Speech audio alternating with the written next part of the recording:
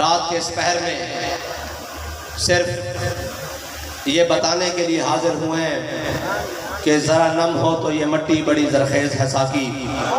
یہ بتانے کے لیے آئے ہیں کہ حضور کے غلام آج بھی اپنے آقا و مولا صلی اللہ علیہ وسلم کے نام پر اپنا سب کچھ قربان کرنے کے لیے تیار ہیں.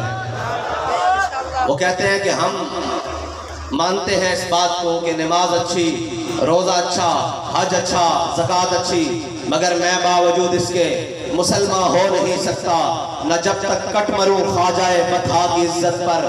خدا شاہد ہے کامل میرا ایمان ہو نہیں سکتا. ایمان کی کامل صورت وہ میرے آقا و مولا صلی اللہ علیہ وسلم سے وفا ہے. ورنہ اعلیٰ حضرت مجدد دین و ملت یہ قربانی کا موسم بھی ہے، حج کا موسم بھی ہے، ساری باتیں ہیں، لیکن کیا صرف حج کرنا مسلمان کا اور کیا صرف قربانی کرنا اور بڑے بڑے بیل اور بکرے گرانا اور جناب اونٹ ذبح کرنے سے کیا اسلام مکمل ہو جاتا ہے؟ ہم اعلیٰ حضرت مجدد دین و ملت سے پوچھتے ہیں کہ آپ کیا فرماتے ہیں؟ آپ فرماتے ہیں ہوتے کہاں خلیل و بنا کعبہ و بنا، ہوتے کہاں خلیل و بنا کعبہ و منا، لولاک والے صاحبی سب تیرے گھر کی ہے، مولا علی نے واری تیری نیند پر نماز. میرے آقا و مولا صلی اللہ علیہ وسلم کے نام پر نہیں، میرے آقا و مولا صلی اللہ علیہ وسلم کی ذات پر نہیں، نیند پر. مولا علی نے واری تیری نیند پر نماز، وہ بھی اثر جو سب سے اعلیٰ خطر کی ہے، جس کے بارے میں قرآن کہتا ہے حافظوا علی الصلاۃ والصلاۃ الوسطیٰ وقوموا للہ قانتین. قرآن کہتا ہے کہ یہ جو درمیان والی نماز ہے اس کی وہ بہترین عبادت کرو. تو مولا علی نے واری تیری نیند پر نماز، اور وہ بھی اثر جو سب سے اعلیٰ خطر کی ہے، بلکہ صدیق غار میں جان ان پہ دے چکے. ہمارے قائد محترم فرماتے تھے کہ یہ لکھا ہے نا حضرت شاہ ولی اللہ محدث دہلوی نے کہ لوگ کہتے ہیں کہ حضرت جناب سیدنا صدیق اکبر کو غار میں سانپ نے ڈسا. فرمایا سانپ نہیں، حیات کئی سانپوں نے ڈسا. لیکن میرے آقا و مولا صلی اللہ علیہ وسلم جب حضرت سیدنا صدیق اکبر کی ران پر آرام فرما رہے تھے سر رکھ کر، تو حضرت سیدنا صدیق اکبر نے اپنے جسم میں جھرجری بھی نہیں لی اس لیے کہ کہیں میرے آقا و مولا کی نیند میں خلل نہ آ جائے، بلکہ صدیق غار میں جان ان پہ دے چکے. جان تو حفظ جان فروز غرر کی ہے. آگے مجدد فرما رہے ہیں، اور یہ وہ مجدد نہیں جو تھوڑی سختی آنے کے بعد کینیڈا بھاگ جائیں. رضا مدینے سے لوٹے مجدد کی سند لے کر. یہ وہ مجدد ہیں جن کو مدینے سے سند ملی ہے مجدد ہونے کی. اعلیٰ حضرت نے آخر فرمایا ثابت ہوا کہ جملہ فرائض فرو ہیں. اگر اس کی کوئی تشریح کرنا چاہتا وہ کہتا اعلیٰ حضرت بات کر رہے تھے اور فرائض کی. اعلیٰ حضرت نے کعبہ کی بھی بات کی، قربانی کی بھی بات کی، نماز کی بھی بات کی، افضل الفرائض جان بچانے کی بھی بات کی. سارے فرض بتا کر کہا ثابت ہوا کہ جملہ فرائض فرو ہے، اصل و اصول بندگی استاجور کی ہے. فرمایا ساری باتیں مانی جا سکتی ہیں، لیکن سب سے بڑا انسان کا اور مومن کا فرض اپنے آقا و مولا کی عزت پر پیدا ہے. اور نماز اپنے وقت میں فرض ہے، حج اپنے وقت میں فرض ہے، قربانی اپنے وقت میں فرض ہے، ناموس رسالت پر پہرا ہر آن ہر سانس فرض ہے. اور یہ نہیں کہ پھر پہرا دے تو کچھ ملے نہ، ملتا ہے کیا ایک بار مدینے میں جا کے دیکھ. میرے آقا و مولا غزوہ حنین کی طرف چلے تو میرے آقا و مولا صلی اللہ علیہ وسلم نے پہاڑوں کے درمیان اپنے لشکر کو پڑاؤ ڈالا. میرے آقا و مولا صلی اللہ علیہ وسلم نے فرمایا آج کون ہمارا پہرا دے گا؟ تو حضرت انس بن مرثد الغنمی کھڑے ہوئے، کہا یا رسول اللہ میں پہرا دوں گا. دو چیزیں ہیں، ایک ہے نماز میں صحابہ حضور کو دیکھیں، اور ایک ہے صحابہ اپنے امتی کو دیکھیں. اور صحابہ حضور سید عالم صلی اللہ علیہ وسلم کے چہرے کو صحابہ دیکھیں، اور ایک نماز میں حضور اپنے صحابی کو دیکھیں. دو چیزیں ہیں. حضرت سیدنا صدیق اکبر رضی اللہ تعالیٰ عنہ کی ابتدا میں میرے آقا و مولا صلی اللہ علیہ وسلم ایک قبیلے کا صلح کرانے کے لیے تشریف لے گئے. جب تشریف لے گئے تو نماز کا وقت ہو گیا. حضرت بلال نے اذان دی، سب نے متفقہ طور پر حضرت جناب سیدنا صدیق اکبر کو اپنا امام بنایا، سب نے امام بنایا۔ جناب سیدنا صدیق اکبر نماز مصلی پر کھڑے ہو گئے، امامت پر کھڑے ہو گئے۔ جب نماز شروع کی تو میرے آقا و مولا صلی اللہ علیہ وسلم نماز کے درمیان تشریف لے آئے۔ اب بات یہ ہے کہ امام آگے ہوتا ہے، مقتدی پیچھے ہوتے ہیں۔ آپ کو بھی پتہ ہے جب پیچھے سے کوئی آئے، امام صاحب آگے کھڑے ہیں اور حضور پیچھے سے تشریف لائے ہیں، صحابہ کو کیسے پتہ لگا کہ حضور تشریف لے آئے ہیں؟ اعلیٰ حضرت فرماتے ہیں کوچہ کوچہ میں مہکتی ہے یہاں بوئے قمیص اور یوسفستان ہے ہر گوشہ کنانے عرب۔ جب تازہ تازہ خوشبو آئی نا تو صحابہ کو پتہ لگ گیا حضور تشریف لے آئے ہیں۔ صحابہ صفوں میں فاصلہ دیتے ہوئے میرے آقا و مولا صلی اللہ علیہ وسلم حضرت جناب سیدنا صدیق اکبر کے پیچھے آگے کھڑے ہو گئے۔ جناب سیدنا صدیق اکبر نماز پڑھا رہے ہیں، صحابہ نے تصدیق کی ایسے ہے یا ایسے ہے، ایسے ہے یا ایسے، یہ دونوں طرح۔ صحابہ نے ہاتھوں کے اوپر ہاتھ مارا اور صدیق اکبر رضی اللہ تعالیٰ عنہ کو متوجہ کیا کہ جناب توجہ کریں حضور پیچھے تشریف لے آئے ہیں۔ جب حضور میرے حضرت جناب سیدنا صدیق اکبر نے دیکھا کہ حضور پیچھے تشریف لے آئے ہیں تو آپ اپنے مصلی سے پیچھے ہٹنے لگے، اور جب مصلی سے پیچھے ہٹے تو حضرت جناب سیدنا صدیق اکبر کو میرے آقا و مولا نے فرمایا صدیق مصلی کے اوپر کھڑے رہو۔ تو نماز کے دوران ہی حضرت سیدنا صدیق اکبر نے ہاتھ اٹھا لیے، کہا یا اللہ تیرا شکر ہے کہ تیرے حبیب نے مجھے یہ تو کہا کہ میرے مصلی کے اوپر کھڑے رہو۔ یہ ہے صحابہ نماز میں حضور کو دیکھیں۔ حضرت جناب سیدنا صدیق اکبر نے اپنی آنکھوں کے کونے سے میرے آقا و مولا کو دیکھا۔ اب آگے دیکھیے، جو حضور کی عزت و ناموس پر پہرا دینے کے لیے جائے میرے آقا و مولا اسے انعام کیا دیتے ہیں۔ حضرت انس بن مرثد الغنمی کھڑے ہوئے، کہا یا رسول اللہ آج رات میں پہرا دوں گا۔ آپ چلے گئے، رات گزری، میرے آقا و مولا صلی اللہ علیہ وسلم نے فجر کی نماز کی امامت کے لیے ہاتھ باندھے۔ جب نماز میں کھڑے ہوئے تو صحابہ، اب دیکھیں صحابہ کدھر دیکھ رہے ہیں نماز میں، علماء بیٹھے ہیں نماز میں سجدے کی جگہ دیکھنا ہے، لیکن صحابہ کہہ رہے ہیں ہم نے دیکھا حضور کو، حضور نماز کے دوران جھاڑیوں کو دیکھ رہے ہیں۔ اور میرے آقا و مولا صلی اللہ علیہ وسلم نماز کے دوران جھاڑیوں کے اندر دیکھ رہے ہیں۔ نماز ختم ہوئی اتنی دیر میں حضرت انس بن مرثد الغنمی اپنے گھوڑے پر سوار تشریف لے آئے۔ میرے آقا و مولا صلی اللہ علیہ وسلم نے پوچھا اے انس رات سوئے رہے یا پہرہ داری کی؟ انہوں نے کہا یا رسول اللہ میں قضاء حاجت کے لیے گھوڑے سے اترا ورنہ ساری رات گھوڑے پر پہرہ دیا۔ میرے آقا و مولا صلی اللہ علیہ وسلم نے فرمایا انس بن مرثد الغنمی نے آج رات ہمارا پہرہ دے کر اپنے اوپر جنت واجب کر لی ہے۔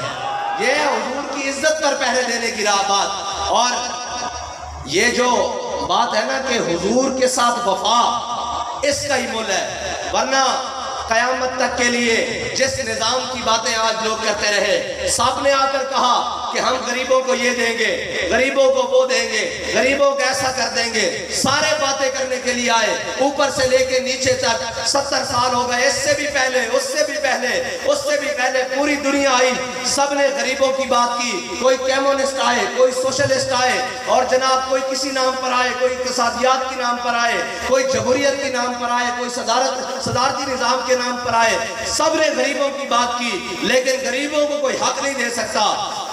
ہم علامہ اقبال سے پوچھتے ہیں علامہ اقبال کون سا وہ نظام ہے جو غریبوں کو حق دے سکتا ہے؟ کہتا ہے علامہ اقبال نے کہا، کہتا ہے کہ یک نخچیر صد نخچیر گیر، اقبال کہتا ہے کہ تامین حق بحق داراں سپرد، کہتا ہے دنیا میں میرے آقا و مولا صلی اللہ علیہ وسلم کی آمد سے پہلے کاہن و پاپا و سلطان و امیر، اقبال کہتا ہے سارے اپنے اپنے لبادے اوڑھ کر، اپنی اپنی جناب قبائیں اوڑھ کر، اپنے اپنے معبدوں میں بیٹھ کر، اپنے اپنے محلات میں بیٹھ کر، کاہن و پاپا و سلطان و امیر، یک نخچیر صد نخچیر گیر، اقبال کہتا ہے ایک انسان تھا شکار اور ہزاروں اس کے شکاری تھے، کوئی اس کو غربت کے نام پر، کوئی اس کو شہنشاہی کے نام پر، کوئی اس کو سرداری کے نظام پر، کوئی اس کو وڈیرے نظام پر، کسی نہ کسی نظام پر انسان کا شکار ہو رہا تھا۔ پھر ہوا کیا؟ تامین حق بحق داراں سفر، کہتا ہے اتنے میں میرے آقا و مولا صلی اللہ علیہ وسلم دنیا میں تشریف لے آئے، اور ہوا کیا؟ بندگانا مسند خاکاں سپرد، کہتا ہے میرے آقا و مولا صلی اللہ علیہ وسلم نے آ کر کیا کیا کہ غلاموں کو کعبے کی چھت کے اوپر چڑھا دیا، اور کیسے چڑھایا؟ یہ لوگ بات کرتے ہیں اسلام کیا دیتا ہے؟ اسلام سب سے پہلے غریبوں کو اس کے حق دیتا ہے، اسلام سب سے پہلے غیرت دیتا ہے۔ اور یہ جو کہتے ہیں کہ جی اسلام روٹی کیسے پوری کرے گا، اسلام ویسے یہ باتیں کیسے پورے کرے گا، ہاں اسلام امتحان ضرور لیتا ہے، اسلام پلپلے قبول نہیں کرتا۔ اگر اسلام پلپلے قبول کرتا تو وہ جو پلپلے آئے تھے، وہ جو جناب عبداللہ بن ابی کی صورت میں پلپلے آئے تھے، وہ مقام شوق 1.5 میل ہے مدینہ پاک سے، مقام شوق سے واپس آ گئے تھے۔ اسلام بندے کھڑکا کے اور بابا جی کی زبان میں اسلام جڑے رکھتا، اسلام وہ پلپلے اور کمزور لوگوں نہیں رکھتا، جڑے دین واسطے جان بھی دیں مال بھی دیں اور ہر صف میں اگے کھڑے ہو کر آکن کے ستم کرے درا، ہنر آزمائے تیر آزما ہم جگر آزمائے۔ اسلام لبیک لبیک یا رسول اللہ، لبیک لبیک لبیک یا رسول اللہ، لبیک لبیک لبیک یا رسول اللہ، لبیک لبیک لبیک یا رسول اللہ، لبیک لبیک لبیک یا رسول اللہ، لبیک لبیک۔ یہ لوگ سمجھتے ہیں کہ ہم آرام والا دین کا سکون والا اور بڑے مزے والا اور فلیکسیبل قسم کا دین، جدھر ہم مڑے دین بھی ہمارے پیچھے مڑے۔ دین وہ نہیں ہے جو ہمارے پیچھے چلے، دین وہ ہے جس کے پیچھے ابو بکر عمر عثمان و علی چلے ہیں۔ اور بدلے کا زمانہ لاکھ مگر قرآن نہیں بدلا جائے گا، اے قول محمد قول خدا، فرمان نہیں بدلا جائے گا۔ دین کے اصول قیامت تک نہیں بدل سکتے، وہ دین کے اصول سیاست کے لیے ہوں، وہ دین کے اصول عبادت کے لیے ہوں، وہ دین کے اصول معاشرت کے لیے ہوں، وہ دین کے اصول تہذیب کے لیے ہوں، وہ دین کے اصول تمدن کے لیے ہوں، وہ دین کے اصول معاشیات کے لیے ہوں۔ دین کے اصول نہیں بدل سکتے۔ اگر دین کے اصول کوئی بدلنے آئے گا تو دین اس کو لٹا کے رکھ دے گا۔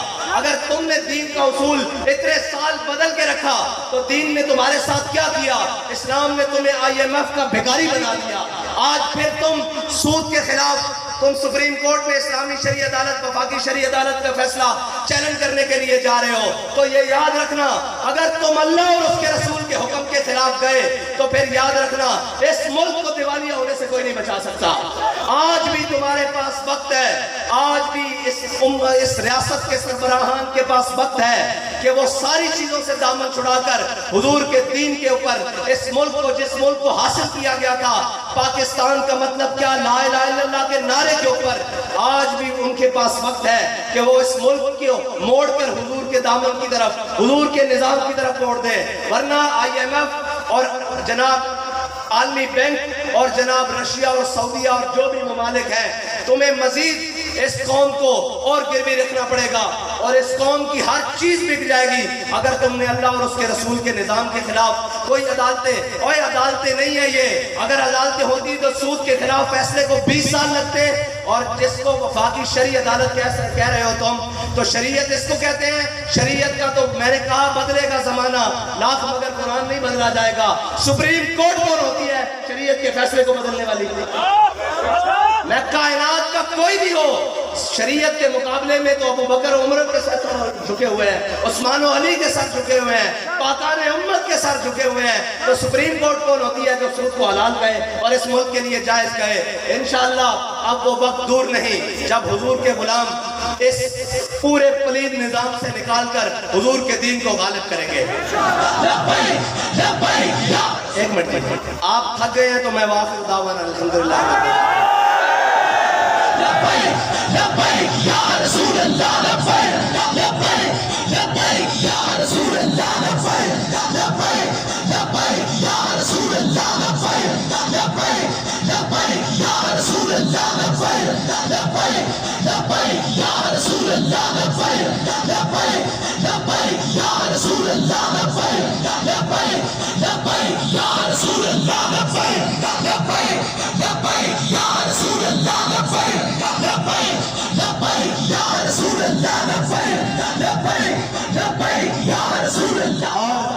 ہم یہاں بسنے والے طاقتوروں کو کہتے ہیں اس دین کے ساتھ نہ ٹکراؤ، اس دین کے ساتھ ٹکرانے کے لیے ابو جہل بھی آیا تھا، اس دین کے ساتھ ٹکرانے کے لیے عتبہ اور شیبہ بھی آئے، اس دین کے ساتھ ٹکرانے کے لیے وہ مشرف بھی آیا، اس دین کے ساتھ ٹکرانے کے لیے وہ نواز بھی آیا جو آج اس ملک میں نہیں بھاگ کر باہر بیٹھا ہوا ہے۔ اس دین کے ساتھ بڑے بڑے جناب مذاق کرنے والے اور ضیاء الحق جیسے بڑے بڑے جناب دین کے ساتھ آئے، وہ باقی نہ رہے۔ اللہ کا دین آج بھی باقی ہے اور اللہ کا دین قیامت تک باقی رہے گا، کیونکہ جناب ان الدین عند اللہ الاسلام